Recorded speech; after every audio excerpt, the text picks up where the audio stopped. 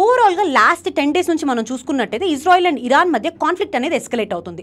And last 10 days స్పెసిఫిక్గా గమనించినట్టయితే Israel targeted attacks చేస్తుంది ఇరాన్ మీద, అట్లానే ఇరాన్ కూడా వాటిని రిటాలియేట్ చేసుకుంటుంది.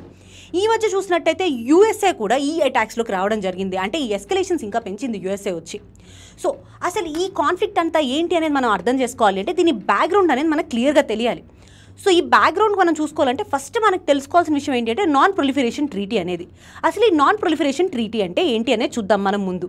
Nuclear weapons and technology spread అవ్వకుండా ఉండడానికి కోసం అని చెప్పేసి అండ్ న్యూక్లియర్ ఎనర్జీ ఏదైతే ఉందో అది పీస్ఫుల్ యూజర్స్కి మాత్రమే యూజ్ చేయాలి అనే ఉద్దేశంతో P5 మెంబర్ స్టేట్స్ తీసుకొచ్చినటువంటి ట్రీటీనే ఈ non proliferation treaty. So 5 nuclear weapon states ఉన్నాయి అందులో, వాటిని P5 కంట్రీస్ అంటారు. అవే USA, Russia, UK, France and China.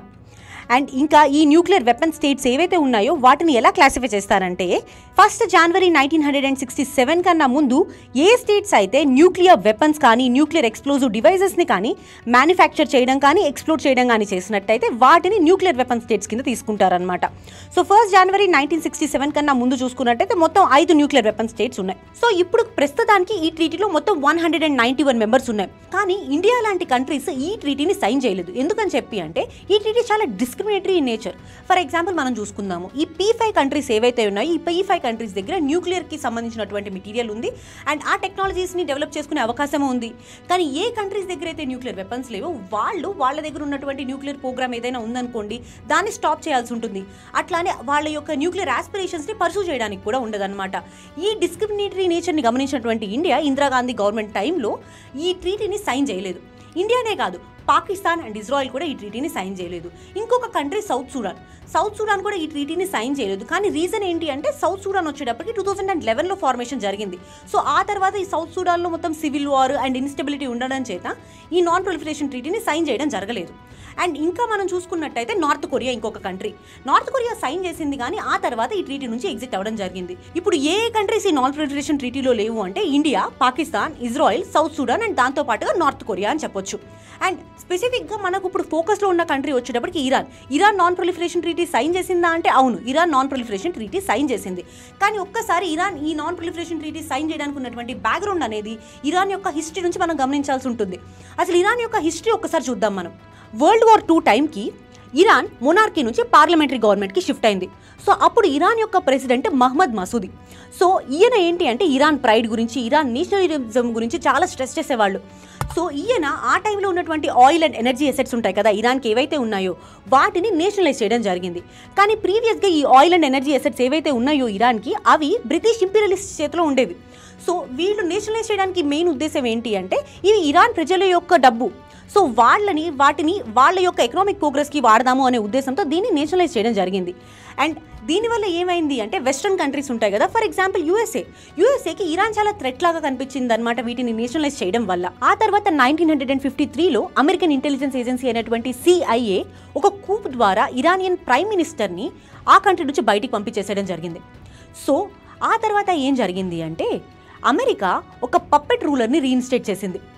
అదే షా ఆఫ్ ఇరాన్ అని పిలుస్తామన్నమాట. సో ఇప్పుడు ఈ షా ఆఫ్ ఇరాన్ని మళ్ళీ రీఇన్స్టేట్ చేయడం జరిగింది. అండ్ 1953 నుంచి 1979 వరకు చూసుకున్నట్టయితే ఇరాన్ మరియు యూఎస్ఏ యొక్క రిలేషన్స్ చాలా బాగుండేవి.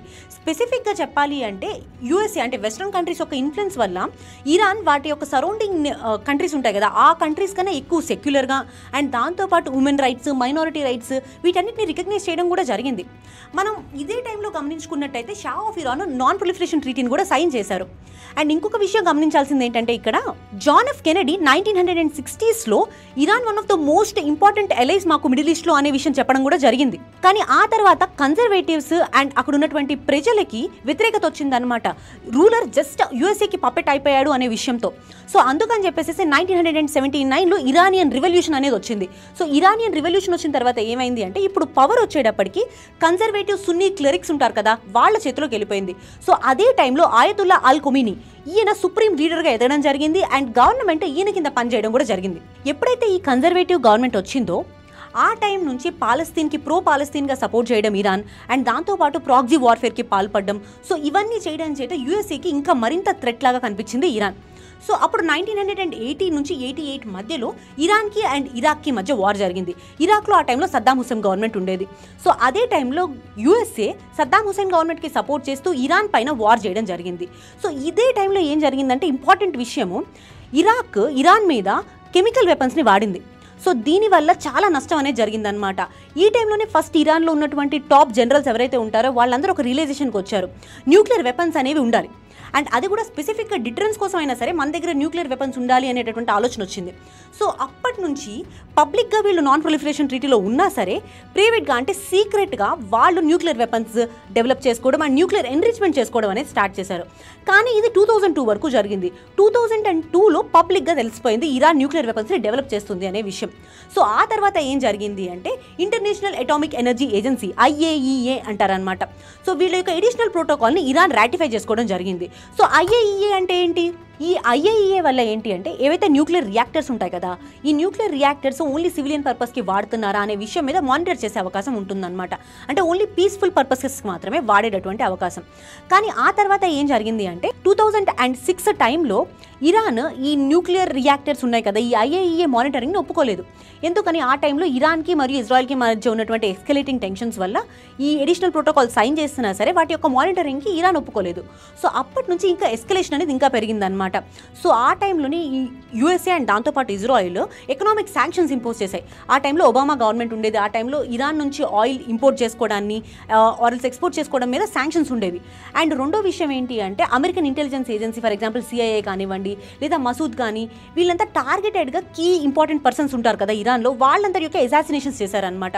ఇంకొక మూడో ఇంపార్టెంట్ విషయం ఏంటి అంటే సైబర్ వార్ఫేర్కి పాల్పడ్డారు. ఆ టైంలో స్ట్రక్స్నెట్ అనేటటువంటి ఒక అప్లికేషన్ డెవలప్ చేశారు ఇరాన్ అండ్ దాంతోపాటు యుఎస్ఏ. సో ఇదేం చేసింది అంటే న్యూక్లియర్ ఫెసిలిటీస్ ఉంటాయి కదా ఇరాన్లో, ఆ న్యూక్లియర్ ఫెసిలిటీస్లో ఉన్నటువంటి సెంట్రిఫ్యూగేజెస్ని డ్యామేజ్ చేసింది. సో దీనివల్ల ఏమైంది, ఇరాన్ యొక్క న్యూక్లియర్ ప్రోగ్రామ్ ఏదైతే ఉందో అది చాలా ఇయర్స్ వెనకబడింది కూడా. సో ఈ టైంలో ఈ సినారియోలో ఇరాన్ ఒక డీల్ ఒప్పుకోవాల్సి వచ్చింది. అదే joint comprehensive plan of action అనమాట. సో ఇందులో P5 కంట్రీస్ దాంతోపాటు ఒక కంట్రీ ఉంటుంది, అదే జర్మనీ. అదే టైంలో ఇండియా మీద కూడా అమెరికన్ శాంక్షన్స్ ఒక ఇంపాక్ట్ అనేది ఉందన్నమాట. ఫర్ ఎగ్జాంపుల్ ఆ టైంలో మనం చాబహార్ పోర్ట్ మీద చాలా ఇన్వెస్ట్ చేసి ఉంచాము. అండ్ దాంతోపాటు ఇరాన్ కూడా సెకండ్ లార్జెస్ట్ ఆయిల్ సప్లయర్ ఇండియాకి అదే పాయింట్ ఆఫ్ టైంలో. అండ్ ఇంకా అదే కాకుండా ఫర్జాది ఆయిల్ ఫీల్డ్లో ONGC విదేశ్ చాలా ఇన్వెస్ట్మెంట్స్ చేసి ఉంచింది. అండ్ ఇంకా ఇంపార్టెంట్ విషయం ఏంటంటే స్ట్రాటజిక్ ఇంపార్టెన్స్, స్పెసిఫిక్గా పాకిస్తాన్ మీద కానివ్వండి లేదా ఆఫ్ఘనిస్తాన్కి వెళ్ళే రూట్ కానివ్వండి. సో వీటన్నిటికీ ఇరాన్ ఒక స్ట్రాటజిక్ పార్ట్నర్గా ఉండడం మనకి చాలా ఇంపార్టెంట్ అనమాట. కానీ ఆ టైంలో ఇండియా వెస్ట్రన్ ప్రెజర్స్కి ఏమి లొంగకుండా డాలర్ కాకుండా వేరే కరెన్సీస్లో ట్రేడ్ చేయడము అండ్ బార్టర్ సిస్టమ్స్ అడాప్ట్ చేసుకోవడము. సో ఇలా ఇరాన్తో ట్రేడ్ అనేది పుంజుకోగలిగాము. కానీ ఆ తర్వాత ఏం జరిగింది, ప్రీవియస్గా మనం చూసాము joint comprehensive plan of action అనేది. ఈ డీల్ తర్వాత ఇరాన్ ఏదైతే stockpile of uranium generate చేసిందో ఆ stockpile of uranium European పవర్స్కి ఇచ్చేయాలి. అండ్ ఈ డీల్ కింద యూరోపియన్ పవర్స్ సివిలియన్ పర్పస్కి అంటే ఫర్ ఎగ్జాంపుల్ మెడికల్ కానివ్వండి ఇండస్ట్రియల్ పర్పసెస్ కానీ ఏదైతే న్యూక్లియర్ పవర్ కావాల్సి వస్తుందో ఆ టెక్నాలజీని ఇరాన్కి ఇస్తాయి అనమాట. ఇన్ రిటర్న్ యుఎస్ఏ ఎకనామిక్ శాంక్షన్స్ని తీసేస్తుంది. సో దీనివల్ల చానాళ్ళు ఆ మిడిల్ ఈస్ట్లో ఒక స్టెబిలిటీ అనేది చూడడానికి వచ్చింది. కానీ ఆ తర్వాత ట్రంప్ గవర్నమెంట్ ఎప్పుడైతే వచ్చిందో అంటే ఫస్ట్ టైం ట్రంప్ గవర్నమెంట్ ఎప్పుడైతే వచ్చిందో సో అప్పుడు ఈ joint comprehensive plan of action నుంచి యూనిలేటరల్గా ట్రంప్ అడ్మినిస్ట్రేషన్ బయటికి రావడం జరిగింది. ఎందుకని చెప్పేసి వాళ్ళు ఒక ఎలిగేషన్ వేశారనమాట. ఏంటి అంటే ఇరాన్ ఇంకా న్యూక్లియర్ ఎన్రిచ్మెంట్ చేస్తుంది అని చెప్పేసి, ఆ ఎన్రిచ్మెంట్ చేస్తున్నటువంటి విషయం ఏదైతే ఉందో అది అమెరికన్ ఇంటెలిజెన్స్ ఏజెన్సీస్కి తెలుసు అనే విషయం మీద యూనిలేటరల్గా ట్రంప్ అడ్మినిస్ట్రేషన్ అందులో నుంచి బయటకు వచ్చింది. అదే సేమ్ టైంలో international atomic energy additional protocol ఉంది కదా, వాళ్ళు కానివ్వండి P5 కంట్రీస్ కానీ వీళ్ళందరూ రిపోర్ట్ ఇచ్చారు ఇరాన్కి సపోర్ట్ చేస్తూ ఇరాన్ అలాంటి డెవలప్మెంట్స్ ఏమీ చేయట్లేదు అని చెప్పేసి. కానీ ట్రంప్ అడ్మినిస్ట్రేషన్ ఆ డీల్ నుంచి బయటకు వచ్చేయడం జరిగింది. అదే టైంలో ఎకనామిక్ శాంక్షన్స్ కూడా ఇరాన్ మీద చేయడం జరిగిందనమాట. అన్ని కంట్రీస్ అంటే ఇండియానే కాదు వరల్డ్లో ఉన్న అన్ని కంట్రీస్ జీరో ఆయిల్ డిపెండెన్స్ ఉండాలి ఇరాన్ మీద అని చెప్పడం జరిగింది. సో అదే టైంలో మన ఇండియాకి అండ్ ఇరాన్కి మధ్య ఉన్నటువంటి రిలేషన్స్ కూడా దెబ్బతిన్నాయి. అండ్ 2018 అండ్ 2020 మధ్యలో యుఎస్ ఇరాన్ టాప్ అఫీషియల్స్ని ఎలిమినేట్ చేసింది. ఫర్ ఎగ్జాంపుల్ IRGC యొక్క కుడ్ ఫోర్స్ జనరల్ అయినటువంటి కాసిం సులేమని, సో ఈయన ఎసాసినేషన్ చేయడము. సో వీటన్నిటి వల్ల ఇంకా టెన్షన్స్ అనేవి పెరిగాయి అనమాట. ఆ తర్వాత 2020లో బైడెన్ అడ్మినిస్ట్రేషన్ రావడము, బైడెన్ అడ్మినిస్ట్రేషన్ కొంత డీల్ చేయడం ట్రై చేసింది, కానీ అది ఇంకా సక్సెస్ఫుల్ కాలేదన్నమాట. కానీ మోస్ట్ ఇంపార్టెంట్ పాయింట్ ఏంటి అంటే October 7, 2023 హమాస్ యొక్క అటాక్. హమాస్ దాదాపు 1300 ఇజ్రాయలీ సిటిజన్స్ని చంపేయడం జరిగిందనమాట ఈ అటాక్లో.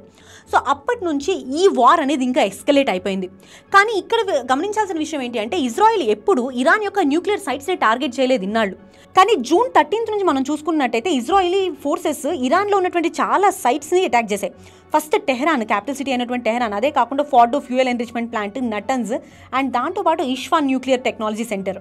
అట్లానే ఇరాన్ కూడా రిటాలియేషన్స్ చేసింది హైఫా మీద, టెల్ అవీవ్ మీద అండ్ చాలా బ్యాలిస్టిక్ మిషన్స్ అవన్నీ యూజ్ చేసుకొని రిటాలియేషన్స్ కూడా చేయడం జరిగింది. సో ఇప్పుడు రీసెంట్ డెవలప్మెంట్ ఏంటి అంటే USA Fordow fuel enrichment plant, Natanz and Isfahan nuclear plants మీద B2 బాంబర్స్ని డ్రాప్ చేసిందనమాట. 12 బంకర్ బస్టర్స్ని డ్రాప్ చేయడము అండ్ GBU-57 అనేది మ్యాసివ్ ఆర్డినెన్స్ పెనిట్రేటర్ అంటారు.